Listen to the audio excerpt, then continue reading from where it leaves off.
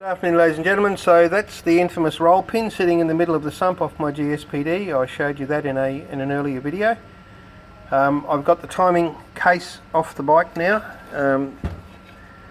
So in here, that's where your alternator fits. That's the front of the crankshaft. This is the camshaft down here, and that's where your ignition can goes in. Diode board sits up on here. When I put that diode board in, I had forgotten, I was in a hurry, and I put it in on the rubber mountings, which were brand new at the time. I'd only replaced them about a week before the diode board shit itself. So I left them, but I'm going to put the solid ones in now while I have that off. I'll just pause this for a moment. So in behind the timing chest cover, there is what you see. That's the single row timing chain. This is the 93 model. And I thought I'd just show you a few things while I've got it apart. Might as well. So what? I'm really not looking forward to this job, but I'm going to do it anyway. This here is a steady bearing on the front of the crankshaft. It goes into the back of that timing chest cover, and it just helps with the alternator rotor sitting on the front here on this Morse taper. It helps steady the crank so it doesn't whip. This is your timing chain tensioner here. It is spring loaded, so in there like that there's a constant pressure against it, and this little funnel thing here at the top, that fills up with oil, and it sort of dampens this piston from going backwards and forwards, so that this is kind of spring and hydraulically dampened. It's a fairly crude thing, but it works quite okay. On the other side of this, going around here, there is a guide here. Now these two parts, the tensioner, the guide, and the spring that goes in there, they all come as part of a timing chain kit.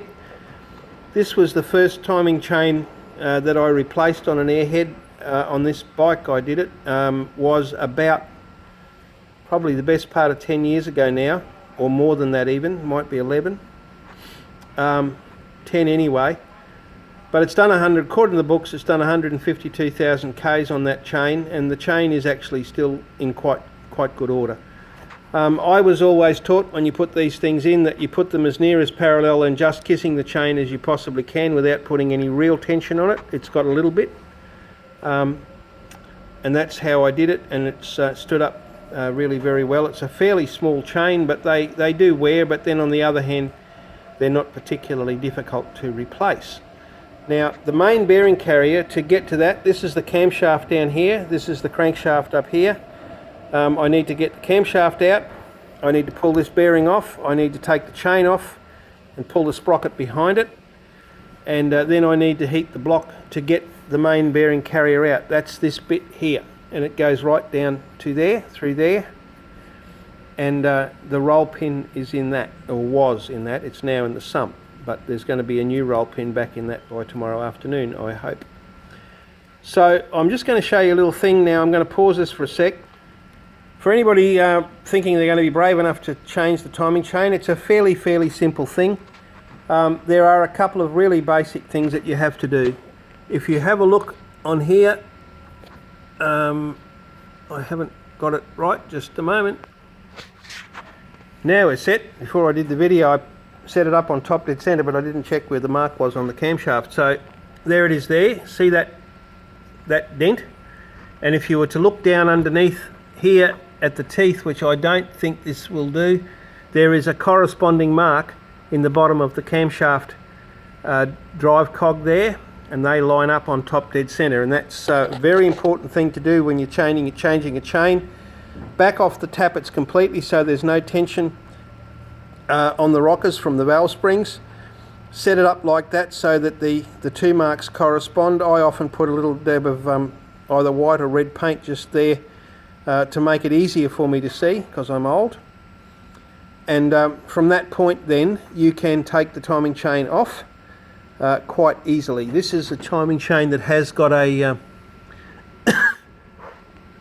joining link in it there. The later ones have got two little circlips, and I believe they were so popular with everybody they've gone back to a fish clip now, which is a great idea. It doesn't matter where that is when you take it off. If I rotate that around another 2 times, it will come back over here onto this side, which is where you actually fit it in.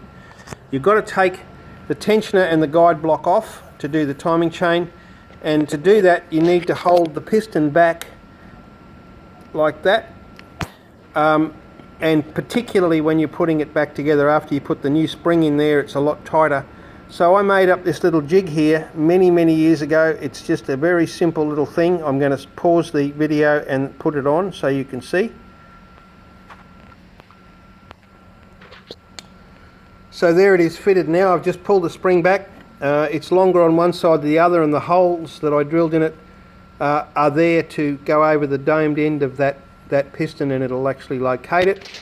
I've taken the C-clip off here, and now I can just pull this tensioner off.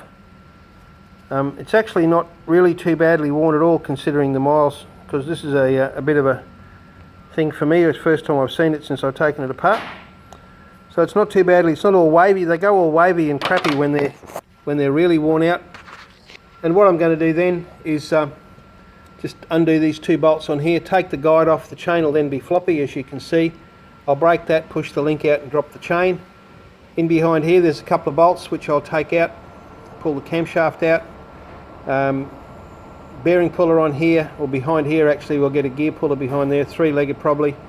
Something soft but thick, like a big piece of chunk of aluminium or something like that I've got here, we'll put across there to save spreading the nose of the crank or wrecking the threads, and we'll pull on that block so that we don't actually pull the the thread or damage the end of the crankshaft. Now once I've done that, then we've got to heat the area around the bearing carrier and heat it up nice and hot, and extract that main bearing carrier out of the block, which is just going to be a lot of fun, but we're going to do it anyhow. So there you go. That's what happens when physicians start trying to heal their own bikes. They wish they were fixing someone else's than giving themselves all this grief. But when it goes back together, it will be beautiful.